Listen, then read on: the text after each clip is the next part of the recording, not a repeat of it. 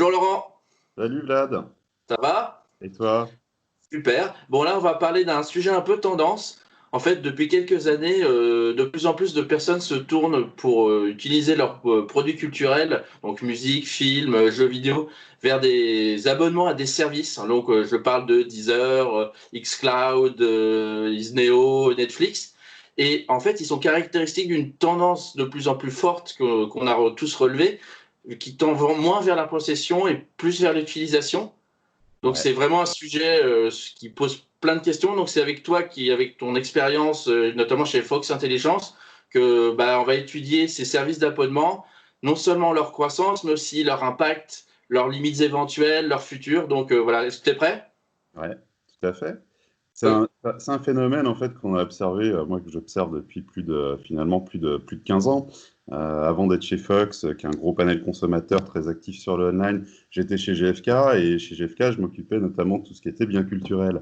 Et ouais, on a assisté à un switch extrêmement rapide en fait du physique déjà vers le dématérialisé et un ouais, switch encore plus rapide sur le dématérialisé, notamment sur la musique. Vers des types d'abonnements, type Deezer, Spotify, etc. Et bien en fait, sûr. il y a eu des cycles qui se sont accélérés hyper rapidement. Alors, je vais te montrer quelques chiffres à l'écran. Là, par exemple, vraiment, je prends la musique. Pourquoi la musique? Parce que finalement, c'est le premier, Ouais, la première industrie qui a été concernée par le streaming. Quand je dis concerné, c'est avec des dégâts, hein, parce que le digital avait fait des dégâts, et puis ce digital-là a détruit beaucoup de choses dans l'univers, dans la filière musicale. Et ensuite, en fait, finalement, le streaming a pris le relais et finalement, ce phénomène de destruction créatrice fait qu'aujourd'hui, le mm, streaming est la première source de revenus pour la musique dans le monde. Alors, juste quelques chiffres que tu vois à l'écran. Déjà, mhm. il y a 67% aujourd'hui des adultes dans le monde qui Ah écoutent oui. la musique en streaming, donc 2 sur 3. Donc, c'est pas, Oui, c'est loin d'être neutre. c'est loin d'être neutre, c'est plutôt un phénomène.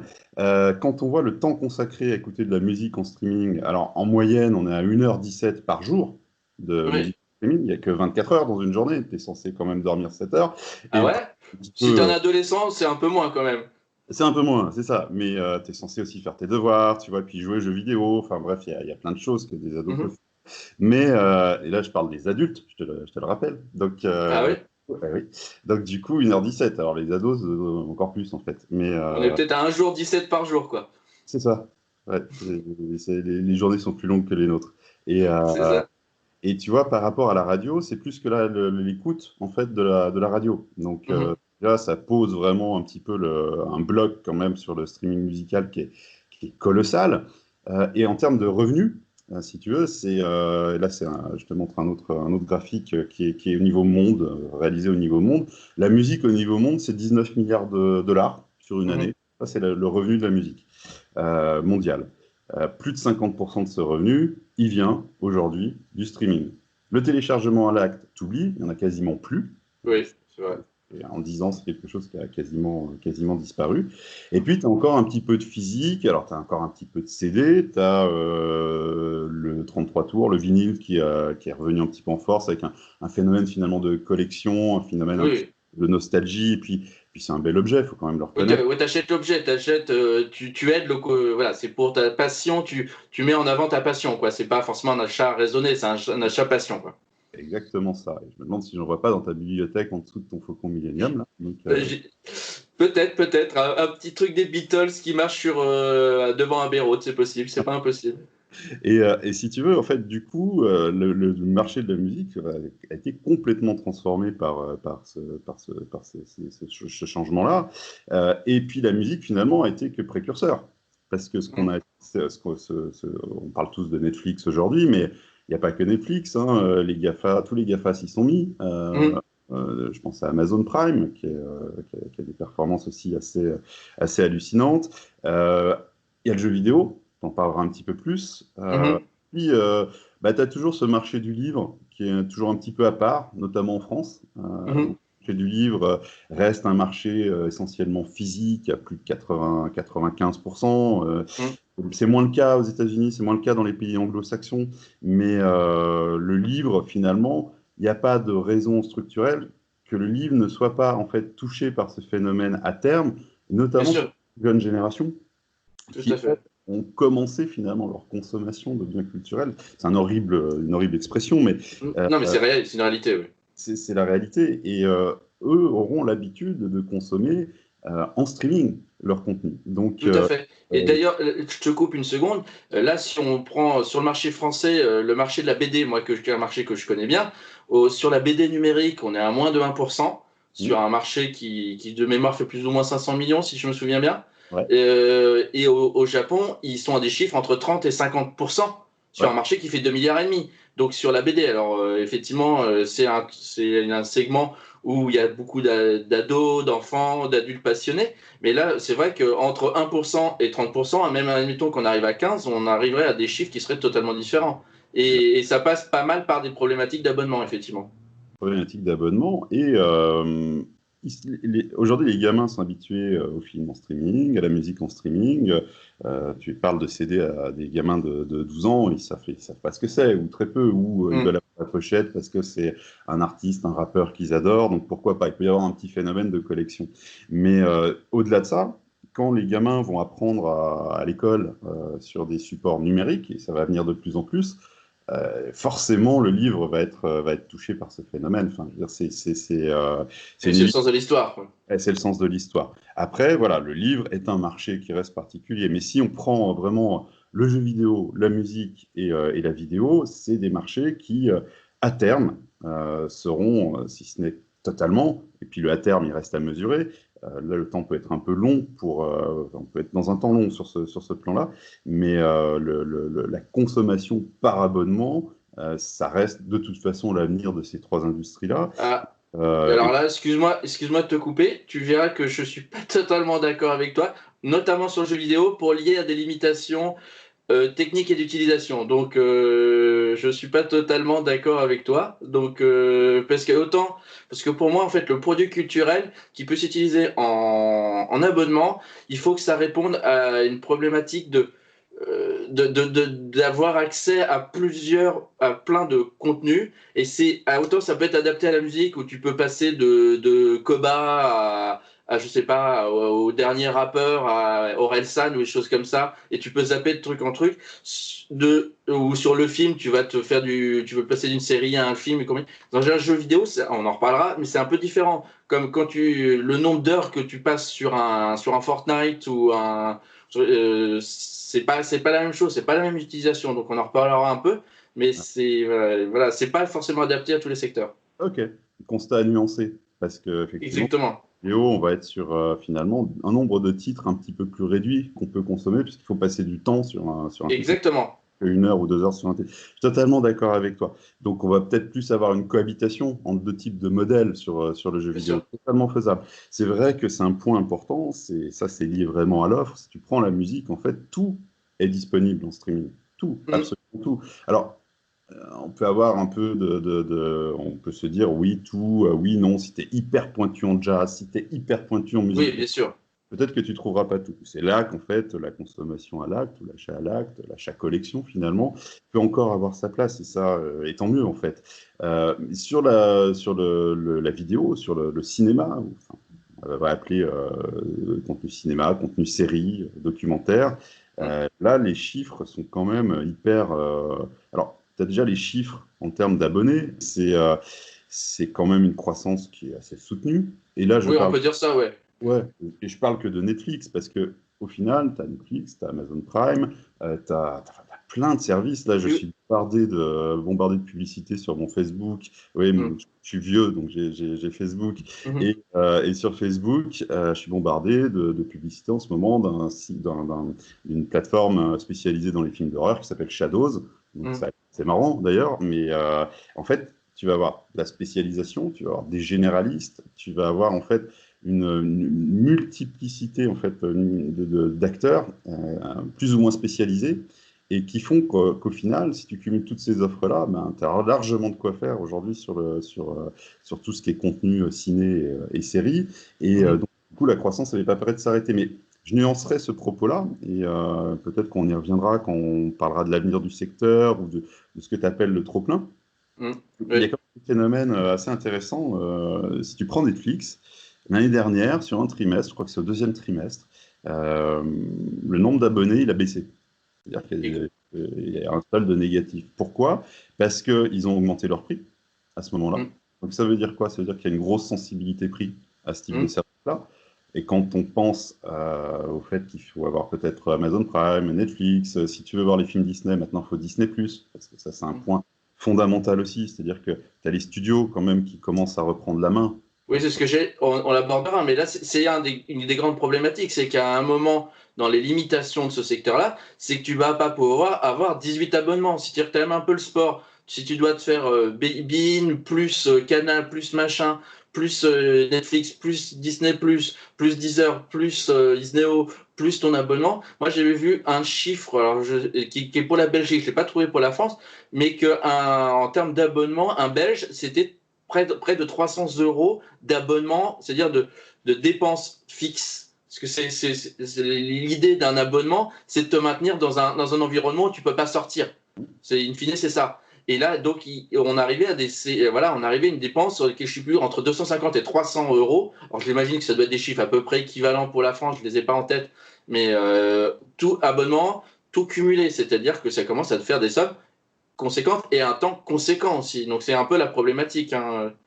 C'est le trop-plein en termes de temps, c'est le trop-plein en termes de budget. Donc en fait, les deux sont hyper importants et les deux se parlent parce que si tu prends Netflix, je reviens sur cet exemple-là, Netflix a augmenté ses prix au deuxième trimestre et a vu en fait son nombre d'abonnés baisser. Enfin, c'est historique, hein. Normalement ils sont sur une croissance. Ah, je te rassure, ils ont repris leur croissance après. Oui, Et c'est très momentané.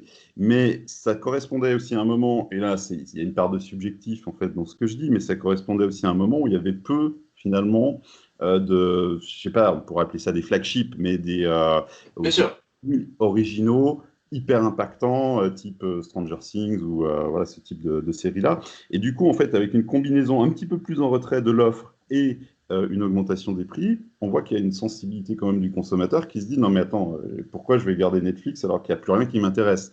Donc en Oui, fait, par rapport, tu vois, et là on introduit en fait des différences finalement entre la musique, la vidéo, enfin le cinéma, les séries et le jeu vidéo que tu notais tout à l'heure. La musique, en fait, on est sur quelque chose qui est, à mon avis, hyper sécurisé. C'est-à-dire que le streaming, il est là pour très longtemps. Pour oui. que de la musique, tu en écoutes tous les jours, etc. C'est une consommation un petit peu à la volée et qui nécessite finalement un abonnement très récurrent tous les mois. Sur des modèles type Netflix, tu peux adapter en fait ta consommation. C'est-à-dire que peut-être sur un mois, tu vas te dire, mais j'ai pas besoin de Netflix parce que j'ai vu tout ce qui m'intéressait. Je reviendrai peut-être dans Mm. un mois. Et puis, je vais passer peut-être sur Disney+, ou je vais peut-être passer sur Shadows. Donc, en fait, j'anticipe, moi, une consommation un petit peu plus zapper Mm. sur la partie vidéo, au sens large. C'est mon sentiment, hein. Après, c'est corroboré par les chiffres de Netflix au deuxième trimestre. Puis, c'est pas... Et après, c'est pas si simple à faire que ça non plus, puisque pourquoi c'est pas si simple? Parce qu'il faut faire la démarche de se désabonner. Il faut... Oui, Et puis, là où ils sont malins, c'est que finalement, on est dans des zones de prix aux alentours de 10 euros par mois. Dans beaucoup de cas, ou pour beaucoup de foyers, ça peut être considéré comme un peu anodin. Voilà, c'est oui, pas une oui. chose colossale au final. Là où tu as raison, c'est qu'évidemment, justement, c'est un point que je voulais aborder. Tout le monde arrive vers 9,90. Maintenant, c'est le prix, hein. C'est le prix. Et si évidemment, c'est le prix où tu peux dire, ouais, bon, si ça passe, l'inconvénient, financièrement, c'est pas un service, c'est l'accumulation des services qui fait, in fine, le problème. Exactement. Exactement. Et Netflix a su croître au début parce qu'ils étaient le one shop, comme, je sais plus comment on appelle ça. C'était l'endroit où tu allais, où tu étais sûr de tout trouver. Ouais. Maintenant que tu as, comme Canal Plus avec le sport à un moment, c'est-à-dire que tu étais sûr de trouver là. Après, effectivement, on voit que quand même les gens se désabonnent pas vite, hein. On n'a qu'à voir sur le téléphone. Et à partir du moment où il y a eu le portage du numéro, tu aurais pu te dire oh, tout le monde partait de chez Orange. En fait, tout le monde est racheté plus ou moins chez son opérateur. Ouais, exactement. Et dans la musique, moi j'avais une réflexion aussi sur ce que tu disais sur la moindre concurrence, c'est qu'ils ont commencé plus tôt. C'est-à-dire que maintenant, en gros, tu as deux services, allez, trois avec des locaux ou des choses un peu précises comme du Cobuzz sur des trucs ultra haute définition, enfin sur des services très plus. Mais en gros, 90% est fait sur deux abonnements. Personne n'est abonné à Tidal ou c'est pas vrai. Enfin, Exactement. Tu vas avoir en fait en termes de part de marché, alors tu vas pouvoir un petit peu voir à l'écran en fait finalement le nombre la part de marché d'utilisateurs en fait de Amazon Music, Apple Music, Deezer, etc., Google Play Music, en fait tous les services qui existent aujourd'hui. Finalement, tu vas voir qui? Tu vas voir Deezer. Alors Deezer, c'est quand même ils sont C'est très très forts français. en France, très français. Mais Euh, en France, c'est vrai que tu peux avoir des acteurs locaux. Mais en France, ça fait des chouettes. Mais voilà, ils ont éliminé Apple Music qui existe, je crois pas. En France, il n'y en a quasiment pas, quoi, si je me trompe pas. Ouais, c'est relativement bas et en fait même mondialement Apple Music c'est 9% a priori des utilisateurs de services de streaming. Tu vas avoir Spotify et puis on en a moins conscience en France. Tu as Google Play Music qui fonctionne très bien. C'est Ouais. vrai, tu as raison. Et on en a moins conscience en France. Voilà, après on est spécifique, hein, mais en fait, tu peux dire que nous, en France, ça va être Deezer, et puis dans le monde, ça va être plutôt Google Play Music.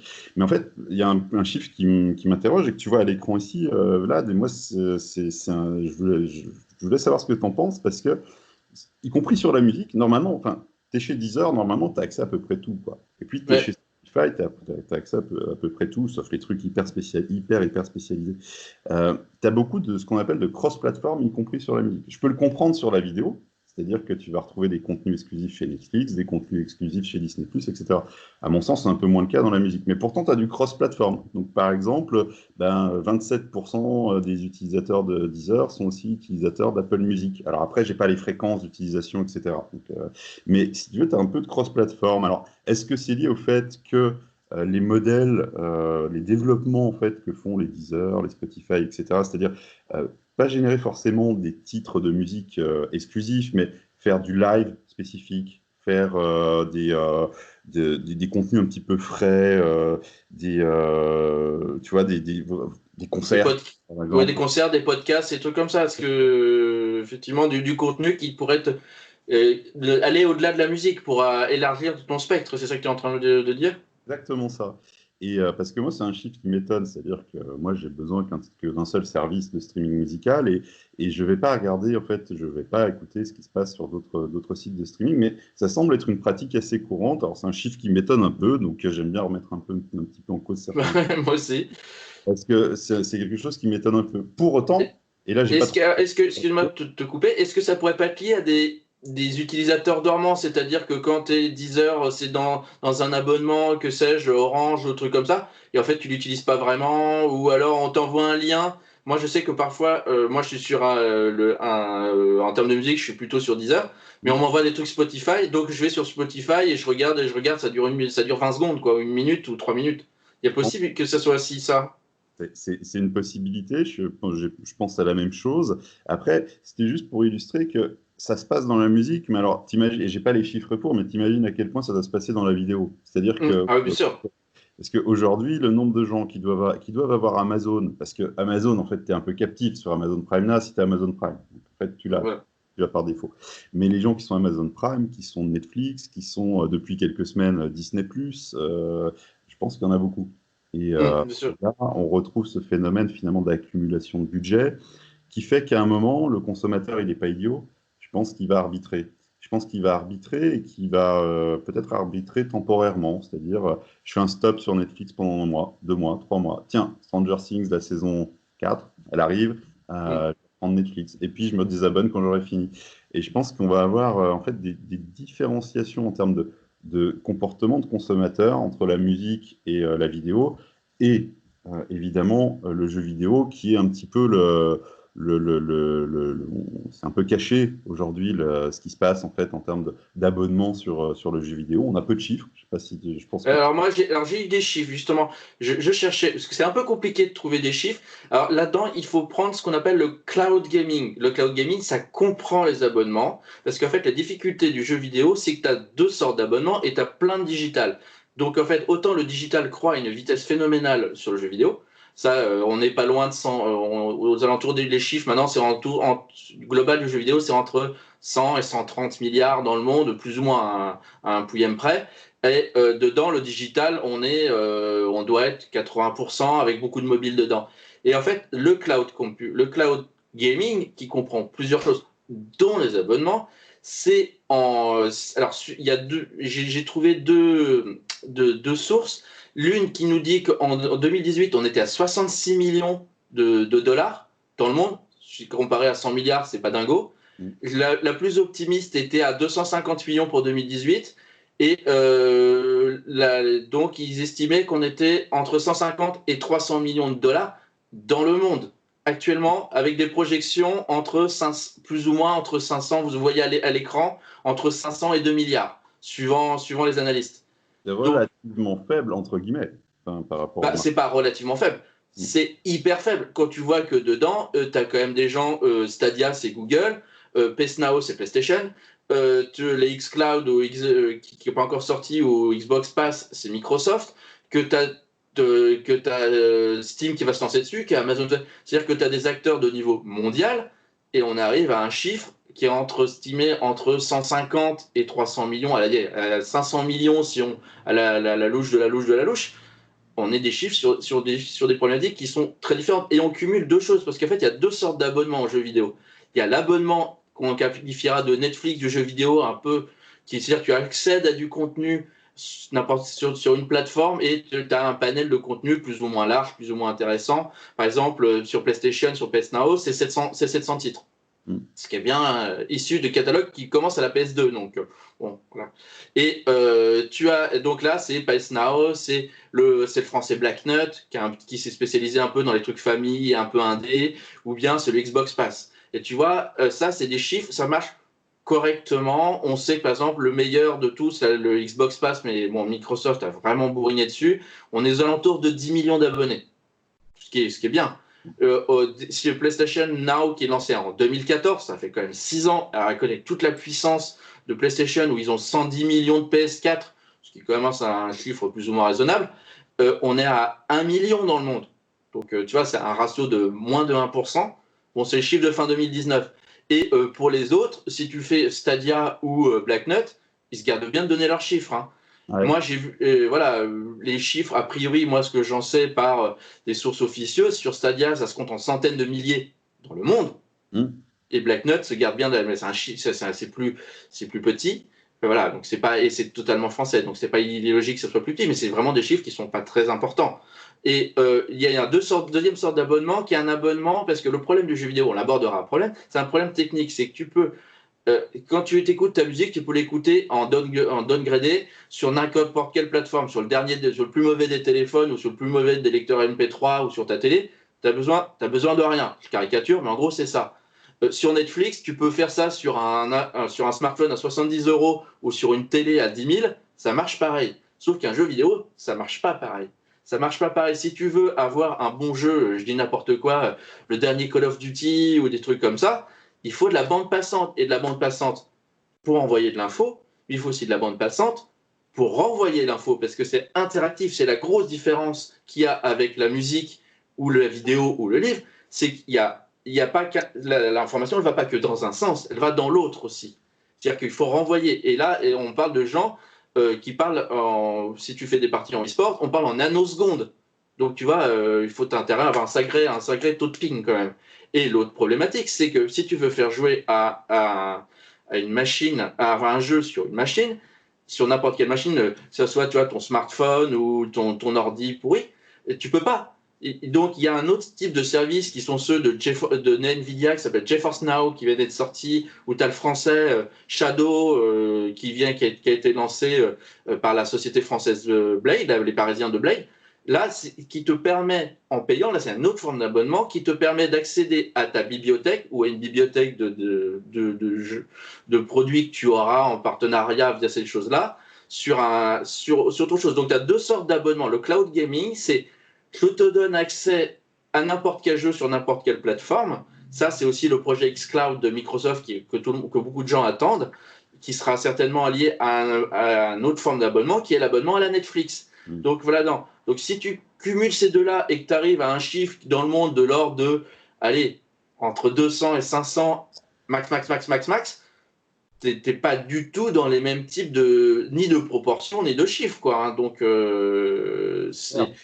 du coup, tu as cohabitation entre deux modèles. On va plus avoir une cohabitation entre plusieurs modèles finalement sur le jeu vidéo et puis des contraintes techniques en fait qui font. Enfin, si on résume ça, il y a des contraintes techniques qui restent et qui vont rester très fortes. Ouais, la technique, je pense que ça peut passer avec l'arrivée de la fibre, la 5G.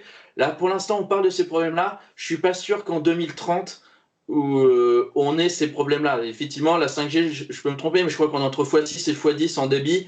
Voilà, tu vas résoudre un certain nombre de problèmes techniques. Pour moi, on en parlera après. Le problème, il est plus philosophique d'utilisation et de concurrence.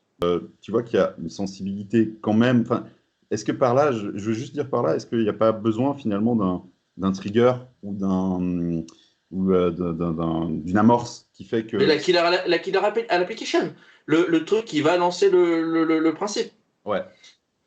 Alors moi, là, on le réabordera. Moi, je pense qu'il y a évidemment, il manque de. En fait, c'est un marché qui, contrairement à la musique ou à la vidéo, Netflix, ça existe depuis plus de 25 ans. Hein. Donc, les types Spotify, ça existe depuis 20 ans. Là, on parle de services qui sont beaucoup plus récents.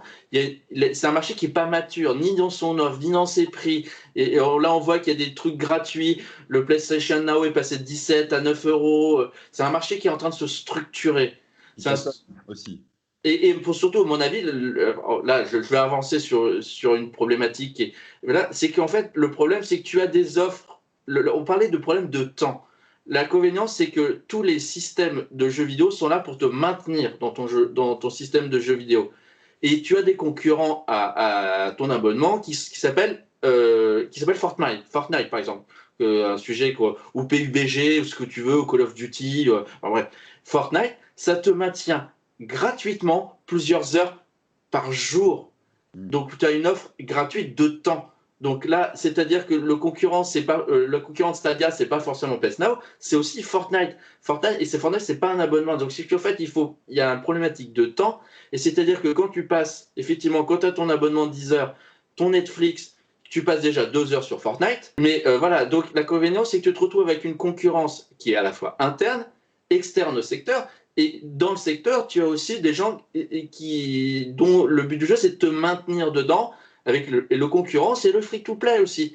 Le free-to-play, c'est-à-dire, ou alors des gros jeux qui te maintiennent, qui te maintiennent. Le principal concurrent de Stadia, c'est Fortnite, ou PUBG, ou ce que tu veux.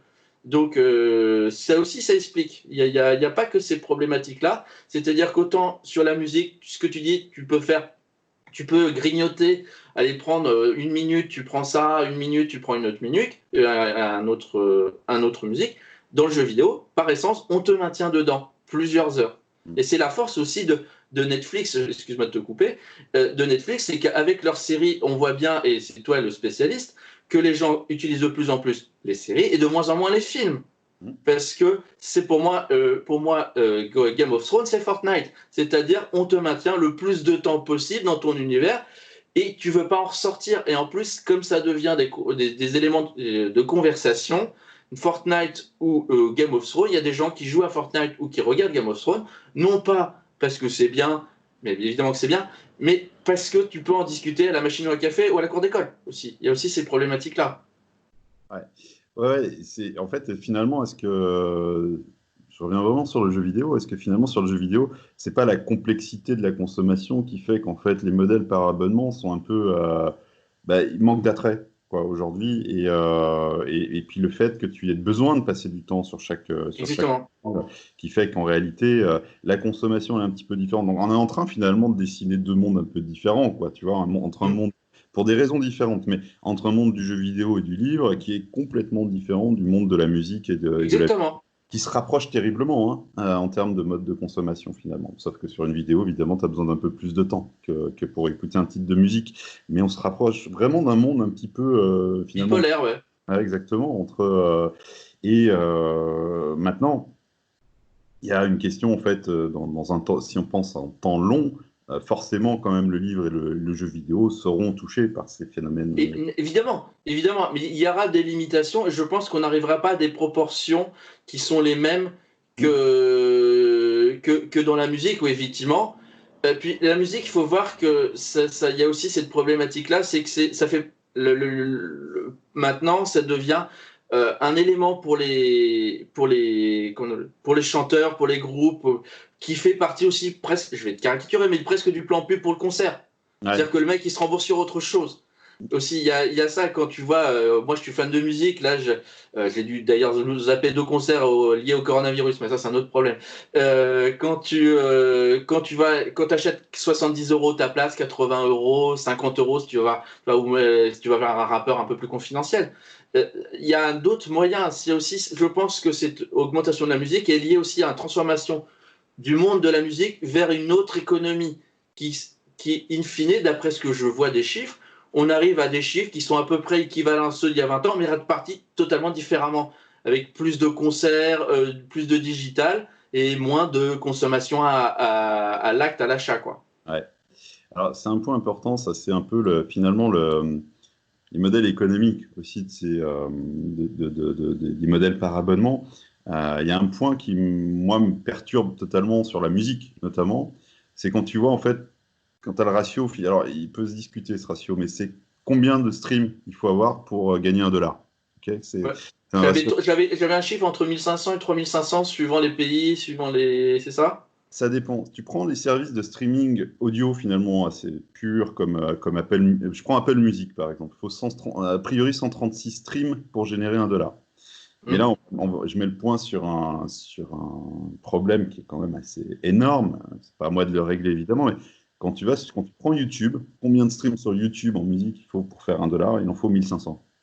Et Yallah. tu vois le poids de YouTube en streaming, ça pose question. C'est-à-dire que Hmm. finalement, tu vas avoir un acteur comme YouTube qui joue moins de jeux en termes finalement de rémunération, des acteurs qui jouent plus le jeu, des Apple Music, des Deezer, des Spotify. C'est pas un jugement de valeur, c'est juste un constat en fait, Bien hein. sûr. Oui, oui. Et du coup, avec ces différences-là, je me demande comment le modèle il est soutenable. En fait, enfin, c'est extrêmement. Enfin, je pense qu'il y a un besoin de régulation quand même là-dessus qui me semble assez évident quand tu vois ce chiffre-là. Bien sûr. Mais non, mais alors, on abordera après les problématiques de rentabilité. Et pour l'instant, il y a très, très, très, très, très peu de ces services-là qui sont rentables. Et Ouais, en plus, ils font du chiffre d'affaires de plus en plus. Il faut pas le nier. Dans la musique ou dans la vidéo, on commence à avoir des chiffres d'affaires qui deviennent très, très, très importants, hein. Voilà. Après, pour quelle rentabilité? Pour le créateur.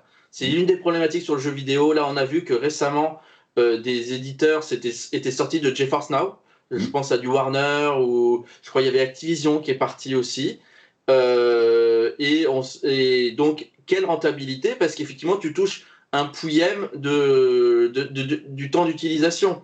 Donc, si tu n'as pas un moyen à côté tu parlais tout à l'heure en recitant Schumpeter de destruction créatrice. Oui, mais pour quelle rentabilité aussi? C'est ce problème-là. Pour l'instant, Et avant, pour- tu faisais de l'audience, mais pas de chiffre d'affaires. ouais. Maintenant, tu fais des chiffres d'affaires, mais pour quel rentable? Parce que je sais même pas, tu es meilleur que moi, mais je crois que Netflix est juste rentable si je me trompe pas, si je me Alors, trompe pas, et ils sont au top du top, quoi. ouais, ils sont au top du top. Il faut savoir qu'en fait, c'est des modèles qui sont surtout soutenus par l'endettement, quand même. Mm. Netflix, c'est une machine qui coûte extrêmement cher, hein. C'est plus de 10 milliards d'euros en investissement tu vois, de création. Donc, le modèle, il est très coûteux, Mm. extrêmement coûteux pour garder sa part de marché, finalement, parce qu'on en revient finalement à l'offre.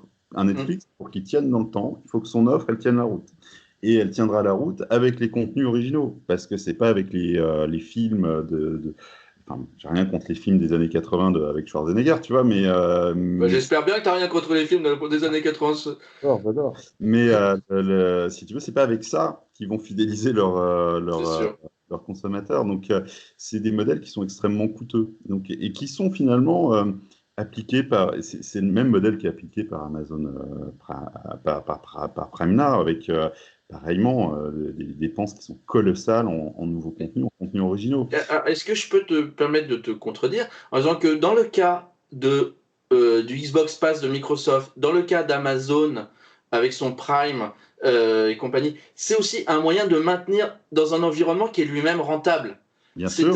Voilà, et d'utiliser dans le cas de Amazon AWS, dans l'autre Azure, c'est-à-dire que eux, leur plateforme, elle leur coûte rien, évidemment, je caricature, et que c'est un moyen de le maintenir dans un environnement qui est lui-même rentable. Donc, Bien je pense que comparer Amazon Prime euh, et le Xbox Pass, ou voire le PS Now à des Spotify ou des gens comme ça ou à Netflix qui sont des pure players et qui eux, s'ils se bananent, bah, ils se bananent complètement. C'est un peu comme Nintendo dans le jeu vidéo. C'est-à-dire sûr. qu'à un moment, c'est compliqué, quoi.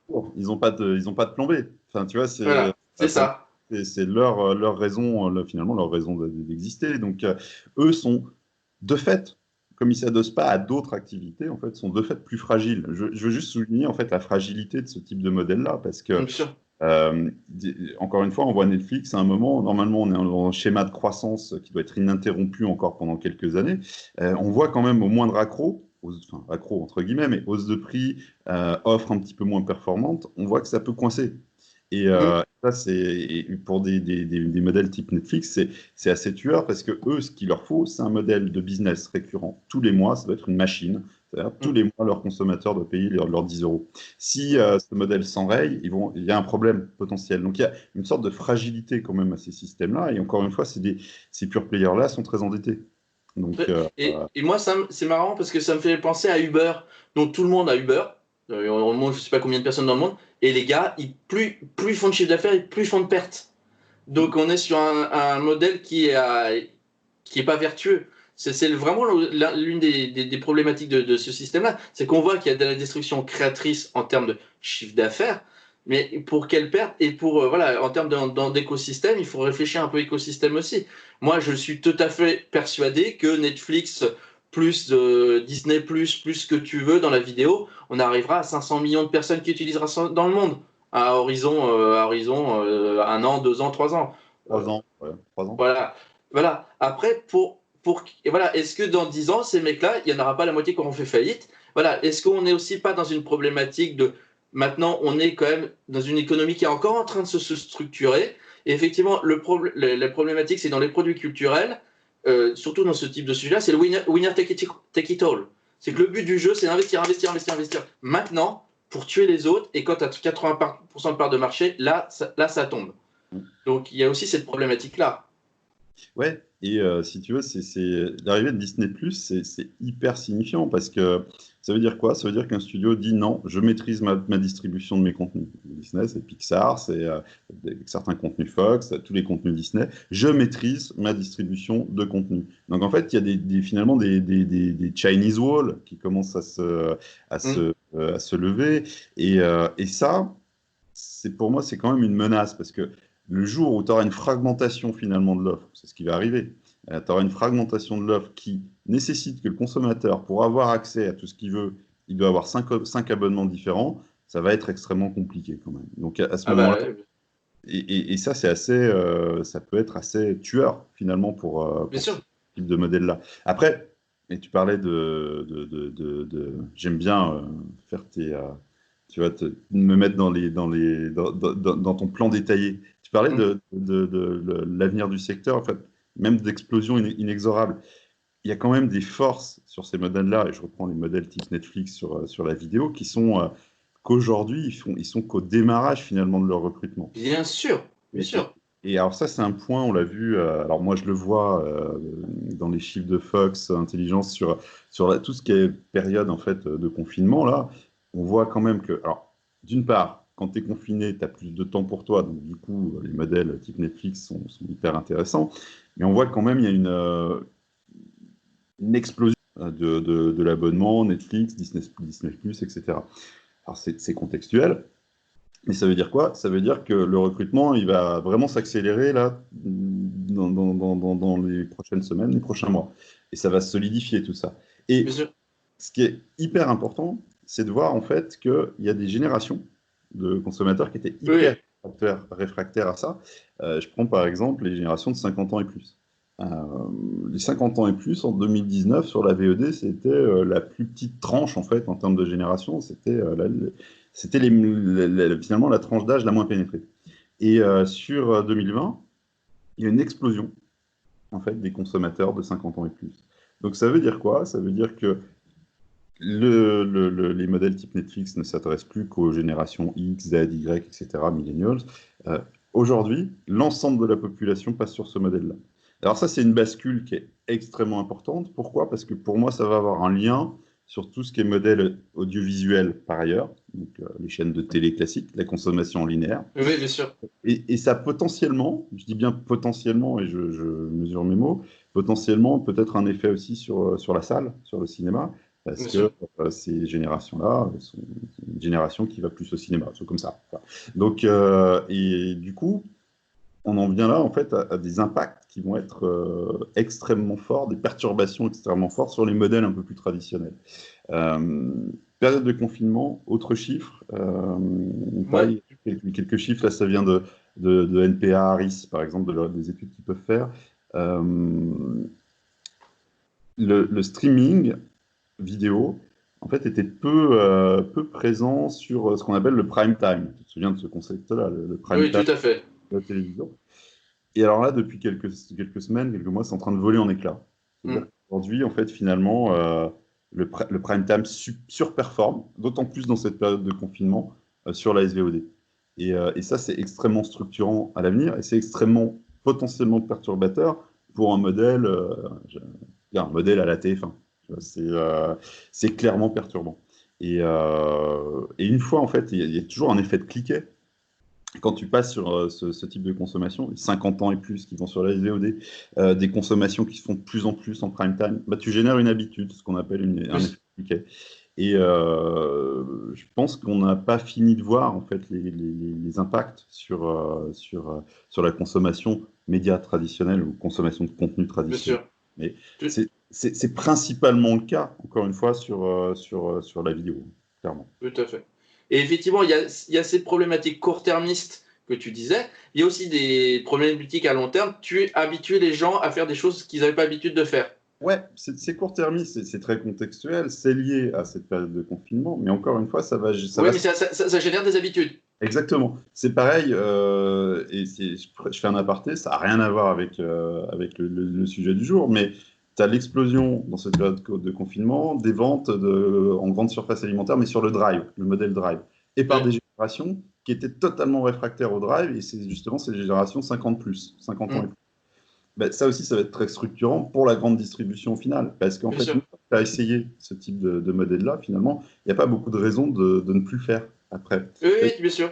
Crainte, elle est levée, tu le fais. Et en fait, c'est ce qui va se passer sur la SVOD, c'est ce qui va se passer pour finalement la consommation de contenu en linéaire, donc les Mais modèles à la TF1. après, tu abordais sur le cas du cinéma ou des concerts et compagnie. Là, on est sur d'autres problématiques. C'est qu'on s'aperçoit aussi que les gens, l'un n'exclut pas l'autre. C'est plus, tu vas peut-être grignoter sur l'un, mais là, on voit que les concerts augmentent en même temps que Deezer et Spotify. On voit que la salle continue à bien se porter en France, alors que Netflix se porte bien. C'est-à-dire que quand tu vas en salle, tu vas aussi pour faire une expérience. Tu vas, à la limite, tu vas pas pour voir le film ou tu vas pas pour écouter la musique, tu vas pour te retrouver ensemble, pour aller, dans un cas, sauter comme une andouille. Quand tu vas dans un concert, j'en fais beaucoup, t'entends plus mal que sur ta bonne enceinte Bose, quoi. Quand tu vas au cinéma, t'es pas beaucoup mieux que sur ton home cinéma. Tu vas aussi pour une autre chose. Donc, et on voit dans le jeu vidéo de plus en plus d'adolescents, et même j'étais très surpris sur les chiffres, il y a de plus en plus de gens qui consomment du jeu vidéo en n'y jouant pas. Là, donc, tu te retrouves avec d'autres types de consommation qui sont vraiment intéressantes, où là, tu es vraiment dans des problématiques de consommation, et tu vois que voilà, tu vas pour l'aspect, dans un cas spectacle, dans l'autre pour se retrouver ensemble. Donc je pense que l'un n'exclut pas l'autre en fait. Je suis d'accord avec toi sur tous les exemples que tu as donnés. Je suis plus inquiet sur la télévision linéaire. Voilà. Ah Tout bah ça, bah le plus là, les gens chez TF1 où ils sont extrêmement inquiets. simplement. C'est-à-dire qu'effectivement, le problématique, c'est ce que parce que là tu dis que les gens reviennent en prime time, mais l'inconvénient c'est que 10 heures, pas 10 heures, pardon, Netflix déstructure ton lien à ton produit. D'habitude, tu regardais ça sur ta télé parce que ce que tu dis sur TF1, elle peut être valable sur une grande télé. Maintenant, il y a de plus en plus de gens qui regardent ça sur l'ordi, leur iPad, leur iPhone. Tu te retrouves avec une consommation qui est totalement différente. Et voilà, si tu te retrouves avec, voilà, sur la télé, quel est l'intérêt de se retrouver à 20h47 alors que toi, tu as besoin d'être libre parce que tu as couché les gamins à 21h17 ou à 22h03 parce que tu as fini ton mail pour ton patron. Donc, voilà, effectivement, je suis d'accord avec toi. On arrive à une consommation de produits qui est culturelle, qui est de plus en plus déstructurée en temps, que tu peux faire en zapping. C'est-à-dire tu peux voir ta série en plusieurs bouts, te faire ta partie de Fortnite, ça dure 20 minutes, des choses comme ça. Et donc, il y a effectivement une évolution des problématiques de consommation vers plus de déstructuration. Tu regardes dans le métro, tu écoutes dans le métro, tu écoutes de la musique en courant, voilà, et là, là où tu es fixé, sur un élément, c'est très compliqué. Et on voit par exemple la radio, commence à bien gérer ça. Tu pourrais dire la radio va être tuée par ça, mais la radio se met au podcast, donc ça les oblige à retravailler autre chose. Quand tu écoutes un podcast de Guillaume Meurice, tu n'es pas obligé de l'écouter, l'émission de Guillaume Meurice, à 17h47. Hein, ou je ne sais plus si c'est à 47 ou à 53. Moi, je l'écoute en faisant ma cuisine ou dans le métro ou en courant. Donc, il y a... Totalement d'accord. En fait, si tu veux, c'est plus, je pointe plus du doigt la nécessité d'adaptation. C'est-à-dire que je Bien sûr. ne dis pas qu'il y ait des réactions possibles et finalement des choses qui soient possibles. Mais en fait, c'est un peu le moment de se bouger quand même. Carrément. Parce que là, les choses vont s'accélérer. Tu vois, là, juste un petit chiffre que je te montre à l'écran, mais c'est Nielsen qui disait ça. 2019, 1000 milliards de flux ont été consommés dans le monde. Tu vois, de flux vidéo, musique, etc. Si tu veux, cette masse-là, elle est tellement importante. YouTube est numéro 1, d'ailleurs, dans tout ça. On n'en a pas trop parlé, mais c'est quand même, ça reste le vecteur de flux le plus massif qui existe aujourd'hui au monde. Oui, tout à fait, mais pas sur tous les secteurs. Dans le jeu vidéo, ils sont deuxième. Alors, bien sûr, bien sûr. Ouais. Pas du tout sur le jeu vidéo, le livre, non, mais si tu veux, sur tout ce qui est musique et vidéo, pour le coup, il y a vraiment un bloc de salle, quoi. Et rapport, en fait, avec ce qu'on disait sur la valorisation, en fait, de ces flux-là tout à l'heure, mais ça ne peut pas ne pas avoir d'impact, c'est tout. Mais évidemment. Voilà. Donc, ouais, c'est ça. Et en fait, l'une des questions que tu peux te poser, c'est est-ce que où on en est de la croissance de ce secteur-là? Parce que on a mis tous les deux l'idée à deux moments différents. C'est qu'on est en fait dans des marchés qui ne sont pas encore matures, qui ne sont pas encore structurés. Ouais. Et à des marchés où actuellement, tu as aussi, ce qui est très intéressant, des gens qui ont senti que c'était vachement intéressant. On va prendre dans le cas du jeu vidéo. Là, tu as tout le monde qui arrive. Ça, Facebook, on parle d'un projet d'Amazon, un projet de Valve. Valve, c'est Steam. Tu as et tu as surtout les éditeurs qui arrivent. C'est-à-dire, on peut parler du projet Atlas de EA. Ils sont censés avoir mis 1000 développeurs dessus. C'est quand même un joli score. On parle de projets équivalents chez Ubisoft. On voit que chez Microsoft, ils se mettent un argent sur Xbox Pass et sur xCloud qui est phénoménal. Ils ont engagé l'une des perles du développement qui est Jade Raymond, qui prévoit des choses. Jade Raymond, pardon, c'est chez Stadia. Et ils ont prévu des tonnes de choses. Et donc, effectivement, on va avoir des choses qui vont avoir leur effet dans 1, 2, 3, 4 ans. Et, parce que ce que tu disais, le nerf de la guerre, c'est aussi le catalogue. Et donc, l'inconvénient, c'est qu'on va pouvoir se retrouver. L'effet Netflix que tu disais, c'était un one-stop shop, je crois que c'est comme ça qu'on appelle ça, où tu vas partout, où tu vas à un seul endroit, mais maintenant, tout le monde va sur plusieurs endroits, parce que tu as parlé de Disney+, mais on aurait pu parler d'HBO Max. Et on n'a pas encore vu arriver les acteurs asiatiques. Parce que là, on n'a pas encore parlé le nom du grand méchant loup ou du grand loup blanc qui ça commence par Appen et qui finit par Cent aussi, hein, qui a racheté la moitié du jeu vidéo et qui a racheté une partie de Universal Music et qui, quand tu arrives en Chine ou en Asie, oublie avec ton Netflix de faire du chiffre d'affaires là-bas. Donc on n'a pas encore parlé non plus de ces acteurs-là qui, eux, peuvent faire imploser tous ces modèles-là. Si un jour Tencent, avec l'argent qui se gagne en Chine, arrive et décide de racheter Netflix, ils peuvent. Ah oui. Ça leur pose aucun problème. Ça ne leur pose aucun problème. Et dans le jeu vidéo, ils nettoient tout. Ils nettoient tout actuellement. Et ils ont sur les top 10 des éditeurs mondiaux, il y en a la plupart où ils ont entre 5 et 50%. Donc, on n'a pas encore parlé de ces problématiques-là. C'est-à-dire qu'on parle aussi de problématiques de soft power. Ça, on élargit le sujet. Mais voilà, il y a encore ces problématiques d'acteurs asiatiques, parce qu'en acteurs asiatiques, les Coréens, les Japonais ou les Chinois, ils sont passés déjà au next step. Il y a ces modèles-là aussi. Hein. C'est finalement les prochains arrivés. En fait, ce qui arrivait avant des États-Unis, ça ne reviendra plus des États-Unis. On va changer finalement de sens. Tu vois. Donc, et oui, mais si tu veux, nous on est encore à l'étape d'avant. Et tant qu'on n'a pas digéré cette étape d'avant, c'est Bien un peu. sûr. Voilà. Mais c'est forcément, en fait, et ça empiriquement, on l'a vérifié, les cycles, les modèles, en fait, ils vont arriver de plus en plus vite et ils vont être de plus en plus courts. C'est ce qui va se passer. Enfin, franchement, s'il y a un enseignement à tirer de ce qui s'est passé dans le marché de la musique, c'est celui-là. Mais qu'au final, finalement, tu as toujours de la musique, tu as Oui. t'as toujours des contenus, ce qui est la bonne nouvelle. Alors après, est-ce que ces contenus, est-ce qu'il n'y a pas une sorte d'uniformisation des contenus liés en fait au modèle euh, On peut se poser la question, mais c'est subjectif, Mais clairement. alors, je ne suis pas tout à fait d'accord avec toi, puisque moi, sur la musique, ça a permis de faire émerger des acteurs, notamment en musique urbaine, je pensais des choses comme ça, des trucs un peu pointus. Alors, je ne suis pas spécialiste, c'est toi le spécialiste, mais j'ai vu qu'il y a de plus en plus d'acteurs, de réalisateurs et d'acteurs qui aimaient aller sur du Netflix ou des choses comme ça, parce qu'ils peuvent faire ça sur du temps long. Le Game of Thrones en film, ça aurait duré 3 heures et ça aurait été pas génial. Mhm. Excuse-moi de là, parce que tu as 7 tomes à résumer. Et alors que là, ils ont pu le développer là-dessus. Et j'ai vu que, notamment sur des thématiques de mise en avant des minorités, sur certains sujets un peu compliqués, et bien justement, le fait d'avoir des séries, ils peuvent se permettre des choses. Donc, cette uniformisation, elle a peut-être à relativiser quand même.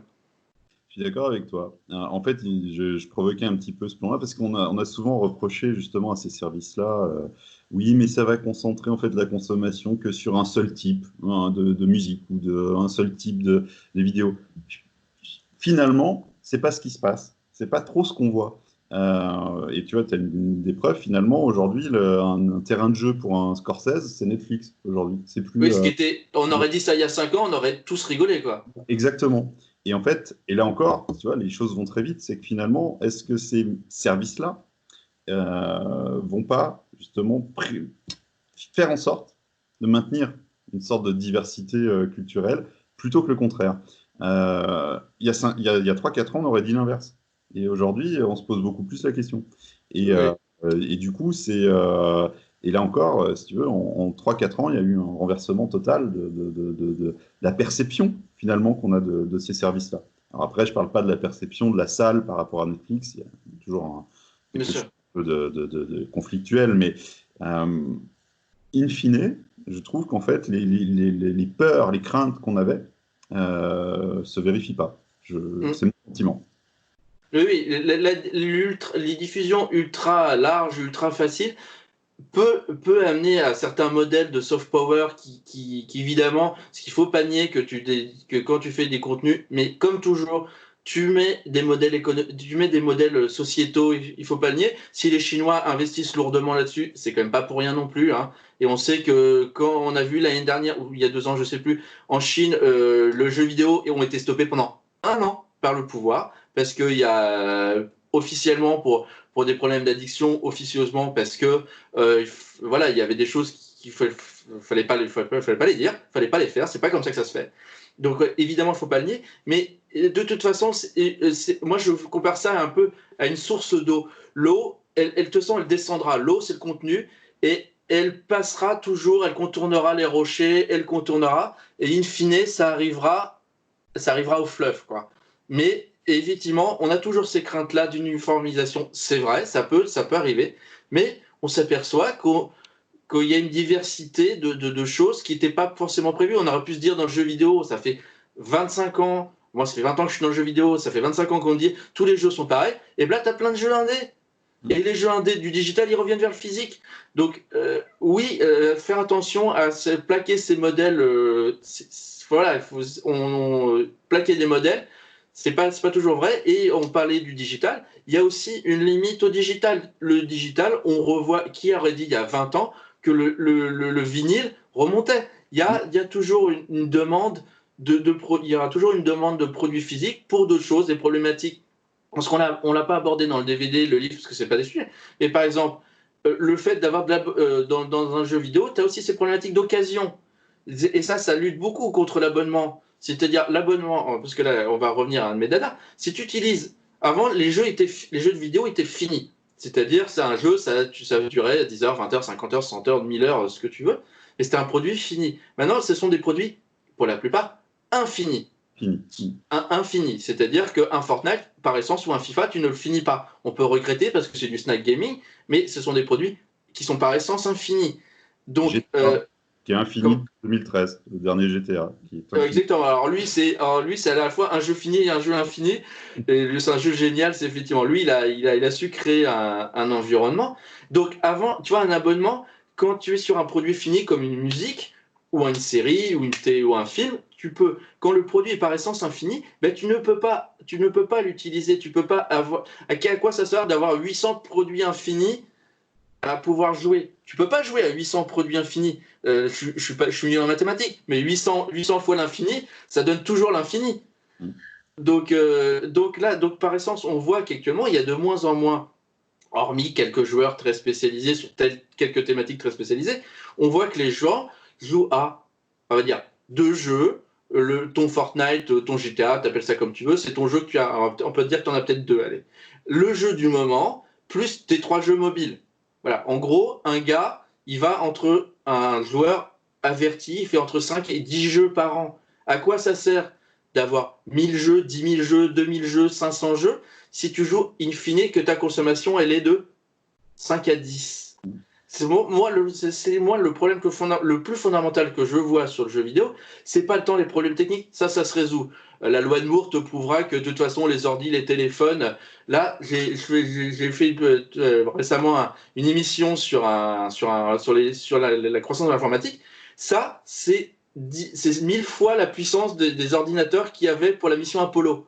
Donc, je te laisse imaginer ce que ça sera l'équivalent dans 10 ans ou dans 20 ans. Donc, les problèmes techniques, c'est un problème conjoncturel. C'est aussi certaines problématiques, des problèmes plus structurels. Pourquoi les gens ne se mettent pas au livre numérique en France? C'est pas pour des problèmes techniques. C'est pas vrai, ce ne sont pas pour des problèmes techniques. Une liseuse, ça vaut que dalle. Et acheter un livre, ça vaut quasiment rien. Voilà, et surtout, tu peux en pirater pas mal. Donc, le problème, il n'est pas là. Le problème, il est, pour certains produits, pour certaines productions, pour certaines expériences, il y a d'autres modèles qui sont encore valables. Et là, moi, il y a 2 ans, tout le monde disait l'abonnement aux jeux vidéo, ça va tout nettoyer. Et ben, on a pu voir les chiffres. Oui, ça va progresser. Et évidemment que ça va progresser. Mais ce n'est pas le cas. Vladimir, revenons à des concepts simples. Pourquoi ça marche dans la musique? Parce que c'est quoi finalement un Deezer ou un Spotify? C'est ton jukebox à la maison. C'est un jukebox. Et donc, en fait, sans contrainte technique, tu n'as pas à changer le support, t'as pas. Exactement. Tu vois, bon, alors après, tu dis, ah oui, mais les gens qui font du 33 tours, il faut. Oui, mais c'est une autre consommation. On parle d'autre chose, finalement. Oui. Le streaming audio, c'est le jukebox à la maison. C'est génial. On m'aurait dit, et en plus, on m'aurait dit, moi qui suis gros consommateur de musique, pour 10 € par mois, tu as toute la musique que tu veux, quand tu veux, où tu veux, comment tu veux. En qualité, j'ai pas l'oreille absolue, donc en qualité qui me convient. Il y a 15 ans, non, 15 ans, 20 ans, 25 ans, tu m'aurais dit ça, je me dit, mais c'est génial, pour 10 € par mois. Alors après, ça détruit de la valeur. Pourquoi? Parce que pour les consommateurs comme moi, c'était pas 10 € que je claquais par mois en CD, hein. C'était beaucoup plus. Oui, je veux bien, ouais. CD, j'en ai plus acheté depuis ACDC Black Ice 2008. Tu vois, ça fait 12 ans. Excellent par ailleurs, mais ça n'a rien à voir. Mais ça fait 12 ans. Et que j'ai plus du tout de support physique, acheté de support physique. Donc en fait, on a trouvé avec le streaming audio finalement un support de consommation, un mode de consommation que j'estime idéal, voilà, qui a énormément d'avantages.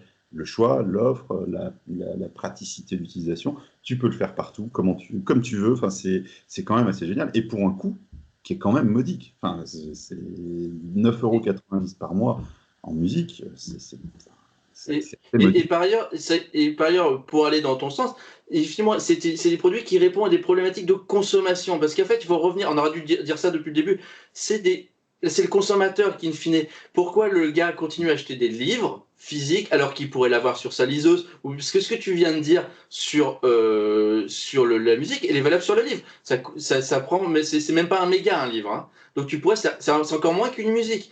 Sauf simplement le livre a encore un usage qui est plus valorisé par le consommateur pour l'instant. Et je me souviens d'une parodie d'une pub qui disait que il y a un moyen de lire dans lequel tu peux mettre du sable, qui n'a pas besoin de se recharger, tu peux mettre dans ta poche, sur lequel tu peux faire des annotations, machin, s'appelle le book. Le book. Et voilà, et tu vois, il partait avant de e-book et compagnie. Voilà, donc parce qu'effectivement, et dans le jeu vidéo, tu as ces problématiques-là de dire, voilà, dans le consommateur, il y a des moyens de consommer le jeu vidéo qui correspondent à des réalités de consommation. Et dans la musique, ça l'est valable. Sur la vidéo, ça l'est. Mais à mon avis, tu as raison, ça va certainement taper sur l'audiovisuel. Le film du dimanche soir ou du mardi soir, ce que tu appelles ça, à mon avis, à moyen terme, c'est mort. Mais la salle, tu vas pas. Je me répète, la salle, tu vas parce que tu vas pas pour regarder le film, en fait. Tu vas pour donner de l'argent peut-être au réalisateur, pour vivre une expérience ensemble que tu peux pas faire uniquement en regardant le même film. Alors, c'est toi le spécialiste, mais je suis à peu près certain que ce que tu consommes en SVOD ou en VOD, c'est pas la même chose que ce que tu regardes au ciné. Je pense que le dernier Bakri Jaoui, ça doit pas faire des tonnes de trucs sur SVOD, quoi. Tu vois, la SVOD, c'est quand même le paradis de la série télé. Le cinéma, il vient de plus en plus via des contenus originaux, on parlait de Scorsese tout à l'heure, mais sinon, c'est le paradis de la série télé. Il faut quand même être clair. Et séries télé qui sont mais absolument, c'est foisonnant en termes d'offres, hein, foisonnant. Et du coup, ouais, là aussi, tu as finalement rejoint ce côté un petit peu. Pas de jukebox sur les modèles de SVOD, mais finalement, j'ai les contenus qu'il me faut quand je veux. Et en fait, c'est hyper adapté en termes d'offres pour tout le monde. En fait. Et ça, c'est super important. Tu as du kids, tu as des séries d'action, tu as des séries dramatiques. Enfin, c'est hyper malin en termes de programmatique. Hyper malin, Netflix. Hein. Et du coup, ça fonctionne parce que tu as tout ce que tu désires avoir, mais sans contrainte de consommation. Voilà. Et ça, c'est assez génial. Et encore une fois, le prix, on en revient au prix, on parlait tout à l'heure, le 9,90, tu vois, mais c'est pas très cher pour toute l'offre que tu as. Objectivement, ça l'est pas, ou en tout cas, en rapport avec la consommation physique antérieure. Oui, alors c'était toi qui étais le spécialiste chez GFK, mais si tu fais 10 euros x 12 mois, je suis un peu nul en mathématiques, mais on ne doit pas être très loin de 120 euros par mois, hein par an, pardon. C'est 119,9 si tu fais. Voilà, exactement. Et donc, si 119,88, si je peux me permettre, parce qu'on enlève des centimes. Mais est-ce qu'avant, tu achetais pour 119,88 euros par an de DVD? Beaucoup plus.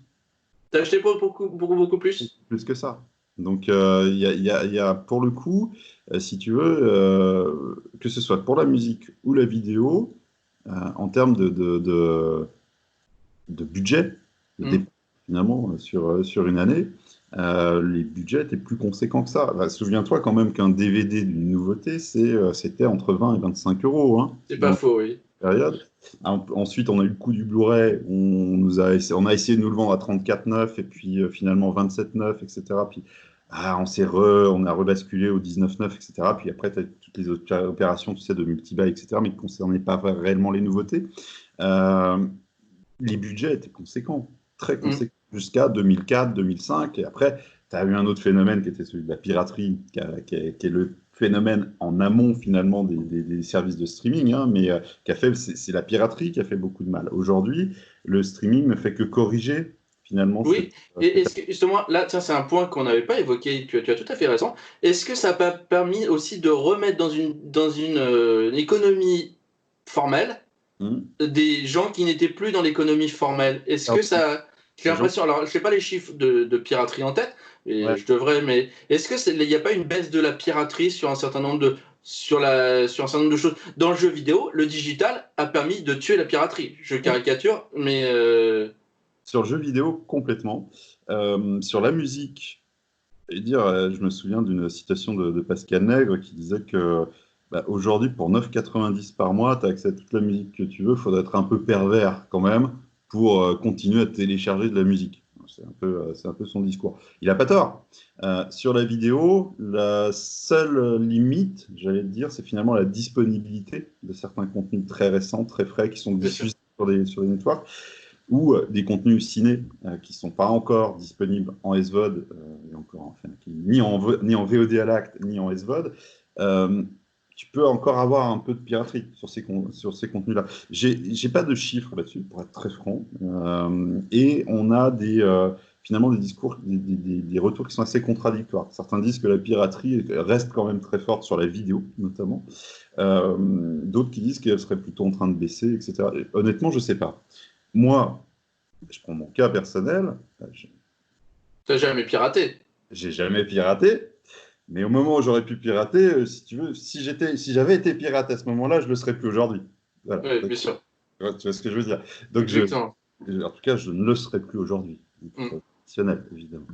Évidemment. On reste dans l'option qui n'est jamais arrivée, évidemment. Exactement. Exactement. Non, mais par ailleurs, là, c'est un des points bénéfiques qu'on a pas, quand même qu'il faut souligner, c'est qu'on a refait passer dans un mode payant des gens qui ne payaient plus. Je parlais de certaines générations d'adolescents qui maintenant ont 25 ans ou 25-30 ans maintenant, qui ne payaient plus dans les années 2010 et dans les années 2000, pardon, et au début des années 2010. On les a comme réhabitués à payer, d'accord, pas cher, mais un petit peu. Oui. Donc, On va basculer plus d'un modèle où on va élargir l'assiette en fait de clients, tu vois. Finalement, on va trouver un tarif, un prix. C'est vieux comme le monde, hein, le 9,99, c'est un modèle, tu vois, de prix attractif finalement, etc. Et en fait, ça fonctionne prix modique finalement rapporté à l'unité, mais sur une assiette qui va être beaucoup plus large que l'assiette qui était celle des contenus physiques bien sûr. préalables, notamment sur la vidéo. Et donc du coup, forcément, tu élargis l'assiette, tu joues sur l'assiette de consommateurs, donc du coup, tu as un chiffre d'affaires correspondant en fait au nombre de consommateurs. Mais c'est un modèle totalement différent, mais in fine, est-ce que la valeur sera plus faible ou pas? Je pense pas. Là, Elle sera différente en fait. différente. Après, la problématique sur le streaming audio, notamment, c'est la redistribution. Hein. T'en parlais Ah tout à l'heure. bah oui. Et vers qui ira cet argent-là? Producteurs, auteurs, etc. Enfin, et ça, forcément, à un moment, je crois quand même beaucoup à l'autorégulation là-dessus, parce que si les auteurs sont plus suffisamment rémunérés, il n'y en aura plus. Enfin, il y a un moment, si tu veux, il y a des Mais, choses qui se mettent en mais place. sur la musique, on a pu voir qu'une offre comme Tidal, qui était très, Ouais. très créateur-centric, pour faire un horrible néologisme, en fait, ça démarche pas tant que ça. En fait, ça marche, mais c'est. Et donc, Ouais, clairement. et on a vu que Jean-Jacques Goldman était passé aussi là-dessus. Donc, tu peux. Gabriel, ils sont tous mis. Ils se sont tous mis. C'est-à-dire qu'il y a des gens qui se disent oui, bah, un créateur, il peut se dire, pour moi, pour la musique, alors je prends le cas de la musique que je connais mieux, ça peut dire, bon, de toute façon, quitte à ce que je touche un petit peu, c'est mieux que rien.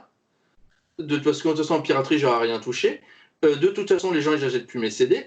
Et moi, je vois de plus en plus Deezer, Spotify, YouTube, ce que tu veux, comme le trailer de ton concert. Ouais. C'est le trailer de ton concert. Là, j'écoutais mon fils qui me parlait d'un rappeur, je me souviens plus de son nom, mais il était connu, qui avait balancé, un album il y a un mois et demi, il en a rebalancé un autre là. Donc Ouais. les gars, avec 7 titres dedans. Donc les gars, en fait, la notion d'album où avant, ça pouvait être 6 mois, 1 an de travail, 2 ans, 10 ans, ce que tu veux. Là, tu as sur un autre truc. Les créateurs se mettent aussi à créer du contenu différent, Ouais. avec plus de flux. Ils testent manifestement, parce que la musique urbaine, par exemple, est très en pointe sur ces sujets-là. Et par exemple, je pense il y a du PNL qui a fait un carton absolu. J'ai vu qu'ils avaient fait un carton absolu sur tous les réseaux sociaux, c'est tous les trucs comme ça. Et par contre, ils ont lancé en même temps deux vinyles. C'est-à-dire qu'ils testent des choses et compagnie. Donc, les créateurs peuvent s'adapter. Tu parlais de Scorsese tout à l'heure. Dire que Scorsese te fait des films et dit oui, bah, j'ai plus de liberté. Donc, effectivement, peut-être que les créateurs, ils trouvent d'autres moyens, c'est une autre appréhension du Ouais, produit fini qui pourrait se rassembler, par exemple, à ce que vous avez dans la littérature, un Balzac dans les feuilletonistes ou un mec comme Balzac qui est maintenant reconnu comme un grand écrivain. Avant, il faisait des trucs, il faisait des épisodes, tout bien sûr, simplement. bien sûr. Voilà, la comédie humaine, c'est ça. Non, mais Les mangaka, c'est ça. C'est-à-dire que ces trucs par abonnement, ça existe. C'est vieux comme le monde. Tout le monde se dit c'est l'abonnement. Je suis désolé. Quand tu faisais un mec comme Balzac, il faisait du contenu par abonnement. du Hein. récurrent, tu vois, contenu par Exactement. Et donc, ça revient tout le temps. Hein. C'est pas, c'est, on a l'impression à chaque fois, on a l'impression qu'on réinvente la roue, en fait. Donc, C'est juste, ouais, pour un musicien, par exemple, aujourd'hui, sa vie ne se résume plus uniquement au nombre de CD qu'il va vendre. exactement. C'est-à-dire qu'en fait, le streaming est une arme, une arme, c'est pas le bon mot, mais en tout cas est un Mais outil si, oui, oui, comme c'est une arme. qu'il va avoir à sa disposition pour générer finalement son revenu ou générer en fait. Et son business, il a un nouveau business model. Exactement, c'est d'autres Et, business models. et là, j'ai vu, par exemple, quelqu'un comme Mathieu Chédid M, que Mm, j'adore, pendant le confinement, il fait des concerts. bien Il fait sûr. des concerts en ligne. Et donc, voilà, il crée du contenu. Et voilà. Et donc, c'est un autre business model. Je n'ai pas dit qu'il était mieux, moins bien. Il est juste différent. Et effectivement, je ne suis pas certain, alors là, je n'ai pas les chiffres, que l'argent que touchait Jacques Brel, c'était essentiellement sur les 33 tours à l'époque. Il y avait une partie de ses concerts, il y avait une partie, c'était d'autres choses. Donc, effectivement, ça implique de nouveaux moyens de réflexion. Et effectivement, sur les films, il y a une autre économie à mettre en place. Et là-dessus, tu as commencé par la musique le tout début. Tu as raison, la musique a 10 ans d'avance sur tout le monde, Mm, sur ces sujets-là. Ils ont subi ça avant tout le monde. Et maintenant, ils sont en train de se réinventer avant tout le monde. Donc, exactement. Et mais finalement, le marché de la musique, prends les US et tu prends l'Europe, il est en train de voler littéralement en ce moment. Enfin, c'est-à-dire que, après, encore une fois, vu les mécaniques de redistribution, tu as des gagnants, tu as des perdants hein, quand même. Hein, bah, mais évidemment, tout le monde finalement ne s'abreuve pas. Mais globalement, et qui aurait dit ça il y a 10 ans hein, ou 12 bien ans? sûr. Le marché il est littéralement en train de s'envoler. Mm. C'est une excellente nouvelle finalement hein, de voir ça. Et, bah, peut-être que le streaming vidéo, ça sera pareil pour tout ce qui est ciné, tout ce qui est univers du ciné. Et deux mondes un petit peu à part, le jeu vidéo et le livre, Mm. qui ont Tout leur à fait. mode propre et qui sont un petit peu, j'allais dire préservés, mais in fine, ce qu'on est en train de dire sur le streaming n'est pas du tout négatif. Donc c'est Non, non, non, non. Et ils sont préservés, mais peut-être qu'il y aura d'autres modèles ou ces modèles-là qui vont arriver. On n'en sait rien en fait. La problématique, justement, sur la BD numérique, qui est un sujet que je suis beaucoup parce que je suis abonné, par exemple, je suis abonné à Isneo, qui est le leader européen du sujet, qui fait 70% de part de marché. ouais, Ils sont en train de récupérer d'Asie des trucs comme le webtoon, ou en fait, qui sont adaptés à la lecture mobile avec une récurrence de contenu qui arrive tout le temps et compagnie. Ils sont en train de se réinventer aussi. Et je me répète, et là, ils font 1% d'un marché qui fait 500 millions quand, au Japon, tu es à 30 à 50% d'un marché qui fait 2,5 milliards. En Corée, ça marche très bien. Donc, même sur le livre, alors, manifestement, j'ai pas vu passer, moi, d'abonnement à Gallimard ou truc comme ça. Je l'ai pas vu passer. ouais. Est-ce que ça n'existe pas? Est-ce que je l'ai pas vu passer? J'ai pas l'impression qu'aux États-Unis, ça existe non plus. C'est Non, peut-être. non, non, Donc, elle est beaucoup plus tenue hein, sur voilà. Donc, mais on n'est pas à l'abri que dans 5 ans, 10 ans, 15 ans, il y a un autre modèle qui sera numérique ou qui sera co-numérique. Par exemple, et puis par ailleurs, ce qu'il y a des trucs qui sont intéressants, moi, c'est un sujet sur lequel je viens de faire une émission qui sont les jeux de société. Qui aurait dit que le marché des jeux de société faisait plus 30% par an depuis 10 ans? Il y a 15 ans, les mecs, ils t'auraient pris pour un cinglé, quoi. Ils t'auraient pris pour un cinglé. On voit par contre que grâce à la culture numérique, à la culture du jeu que tu as eu dans le jeu vidéo, truc comme ça, le jeu de société remonte. Et il y a une création, notamment en France, hein, on a sur le jeu de société une nouveauté, une explosion éditoriale, économique, qui est fascinante. Et donc, on n'est pas à l'abri de nouveaux modèles. Et ça, le mec qui aurait dit il y a 10 ans que Scorsese faisait de la série, que les jeux de société faisaient plus 30% par an, qu'on avait un leader mondial qui était français dans le jeu de société, ou qu'effectivement, ou que M remplissait vient de remplir l'accord Hotel Arena plusieurs fois de suite. Enfin, c'est génial. Et donc, ça se réinvente, les marchés se réinventent. Moi, si on peut conclure sur là-dessus, c'est que l'abonnement n'est qu'un moyen d'accéder à des contenus et que jamais l'économie, enfin peut-être pas l'économie, jamais l'utilisation de contenu n'a jamais été aussi forte. Et que ça, ce que tu parlais avant de strat, avant là, tu habitues les gens à consommer du contenu, que ce soit par vinyle, que ce soit par abonnement, que ce soit en live, que ce soit en ce que tu veux, le contenu n'a jamais été aussi fort.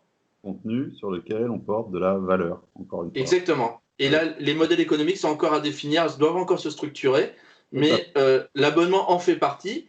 Mais peut-être que dans 10 ans, on trouvera l'abonnement totalement bidon. Peut-être, on n'en sait rien en fait. Peut-être qu'il y aura une licence globale. Exactement, c'est ça, c'est le grand dada, ça, la licence globale. Hein. Exactement. Ok, bah super, merci Laurent pour pour toute ta science et toute ta verve. Super Vladimir, j'ai adoré. Super. Bon, à plus. Ciao à tous. Salut! Ciao.